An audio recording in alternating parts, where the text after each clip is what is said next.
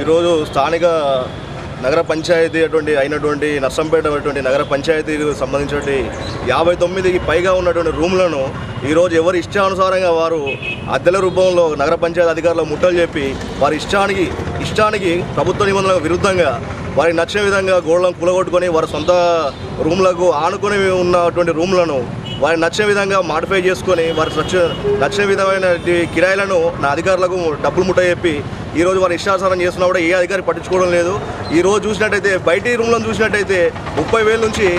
70,000 రూపాయలు, ₹1,00,000 వరకు కూడా ఈరోజు రూములు కిరాయిలు పలుకుతున్నటువంటి సమయంలో మరి ఈరోజు 1,500 రూపాయలకు, ₹1,000, ₹2,000 అని చెప్పేసి రూములు కిరాయి చాలా అన్యాయం. ఇది ఈరోజు నగర పంచాయతీ సంబంధించిన